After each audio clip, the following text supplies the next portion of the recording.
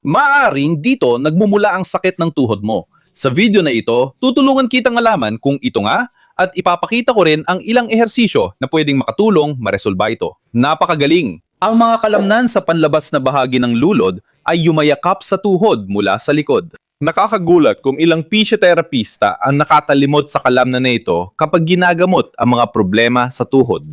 Isipin kung ang isang kalamnan ay mas malakas humila o pareho silang naninigas. Magkakaroon ito ng epekto sa tuhod mo. Makakaapekto ito sa tuhod mo at magdudulot ng sakit at pagkasira parang gulong na hindi naka-align. Totoo yan. Ang ehersisyo ito ay mag-aalis ng mga pangunahing punto ng tensyon sa kalamnan. Sa mga kalamnan ng gastrocnemius, sa mga kalamnan sa panlabas na bahagi ng lulod. Iminumungkahi kung gawin mo muna ang ehersisyo sa masakit na binti para may kumpara mo sa kabila at makita ang pagbabago. Unang hakbang, ilagay mo ang binti mo at idulas ito sa gilid ng upuan. Ganito. Tingnan natin kung mas makikita mo. Ayan. Sa ganitong paraan, madali mo maabot ang kalamnan nang hindi mo kailangang pilitin ang sarili mo o masaktan ang likod mo. Ikalawang hakbang, gagamitin mo ang dulo ng hilalaki o dulo ng alinmang daliri para hanapin ang pangunahing pinakamalaking punto ng tensyon. Malalaman mong nahanap mo na ito dahil masakit ang punto, matigas, at parang may buhol, parang may sugat o masakit na pakiramdam. Kung kaya mo lang, hanapin mo ang punto dito sa bahaging nababago ang hugis ng kalamnan. Nahita mo? Kapag pinipuwersa o itinutulak ko ang pako sa sahig, kitang-kita ang kalamnan at ang litid sa ilalim nito. Kaya, sa pagitan ng bahaging mas mataba o maglalagay ako ng puwersa sa pagitan ng bahaging mas mataba, nakikita mo dito. Diba? O sa pagitan ng mas matabang parte at mas tuwid, dito mo hahanapin ang mga punto. Dr. Alexander Mota, hindi ko makita ang bahaging ito sa sarili ko. Walang problema. Gamitin mo ang laman ng hinlalaki para hanapin ang masakit na punto. Kapag nahanap mo na ang una, yung pinakamasakit, matigas, masakit, sensitibo. Bawasan mo ang diin at manatili ka lang dito. Panatilihin ang parehong diin mula simula hanggang matapos ng 1.5 minuto. Kapag lumiit ang kalamnan at bumaba ang sakit, mag-relax ka na. Huwag mo nang dagdagan ang diin. Pagkalipas ng 1.5 minuto, lilipat ka na sa pangalawang punto. Ulitin ito sa 3 pinakamasakit na punto. Mag-ingat ka kung pangtanggal mo ng daliri mo, nananatiling lubok ang balat para may butas. Nang mahigit 30 segundo senyales yon na may naipong likido ka o namamaga ang tuhod mo. Mamaya, pag-uusapan pa natin yan.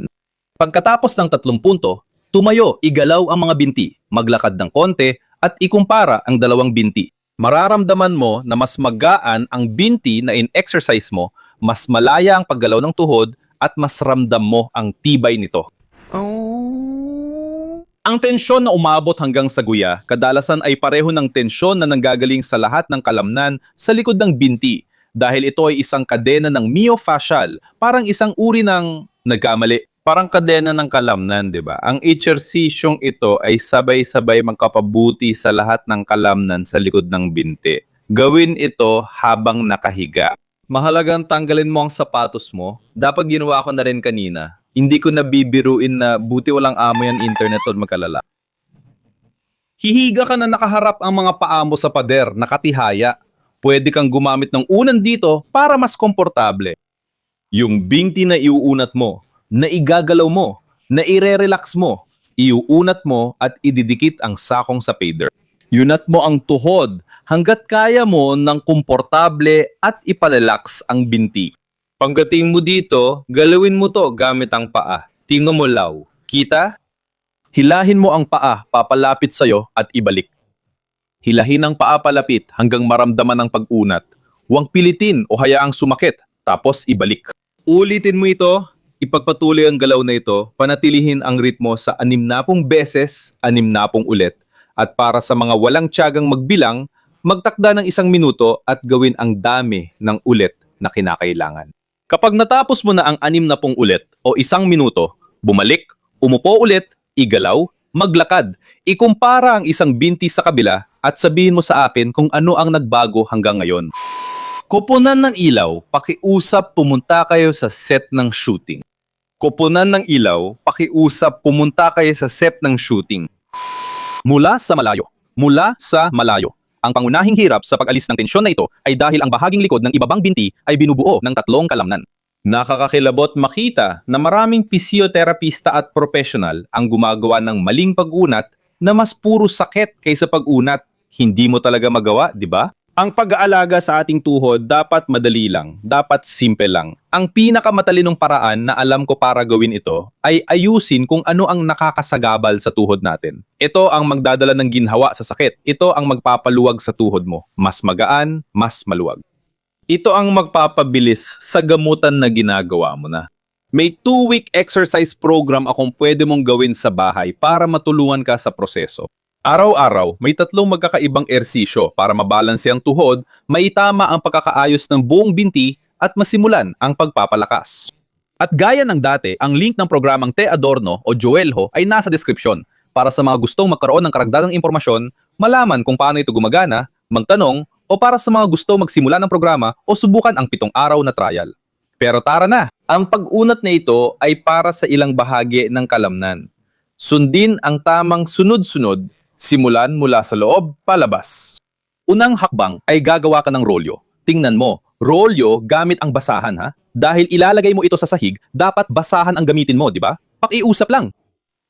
Ilagay mo ang dulo ng paa mo sa ibabaw ng rolyo, iwanan ang sakong sa sahig, at dito, ilalapit mo lang ang tuhod mo paabante. Pwede kang sumandal sa pader ha? Nakikita mo ba? Oo, ayos. Yusog ang tuhod paabante. Panatilihing lapat ang sakong sa sahig hanggang maramdaman ang malalim na pag-unat sa bisiro.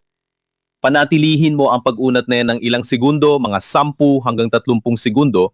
Kung kaya mo, simulan mong igalaw ang mga daliri ng paa mo. Itataas mo ang mga daliri ng paa, ibababa mo ang mga daliri ng paa. Itataas mo ulit, ibababa mo ulit. Gawin mo ito hanggang umabot ng 1 minuto. Para sa mga hindi kayang igalaw ang mga daliri ng paa, ayos lang. Mangatili ka lang sa posisyong ito, panatilihin mo lang ang pag-unat ng 1 minuto. Pagkatapos, iunat natin ang mga kalamnan sa labas. Mula rito, kailangan mo lang humakbang paabante at iunat ang tuhod.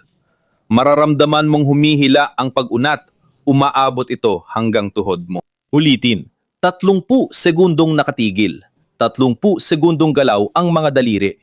Kung hindi kaya, 1 minutong nakatigil lang at panatilihin ang pag-unat. Kung gumaan, naging magaan, o tumibay ang tuhod mo, gawin ang sequence na ito 1 o 2 beses araw-araw pagkatapos mag-ersisyo. Mapapansin mong araw-araw, mas relaxed ang muscle na ito at mas kaunti ang mga punto ng tensyon. Naalala mo ba yung sinabi ko tungkol sa pan-ipon ng likido at namamagang tuhod? Ipinapakita ko sa video na ito ang mga ehersisyo para mawala ang pamamaga ng tuhod at binti. Kung nakatulong ako, pakishare ang video na ito sa kakilalang may problema sa tuhod. Iyon lang ang hiling ko. Ipaabot mo sa nangangailangan. Hanggang dito muna, malaking yakap at hanggang sa muli.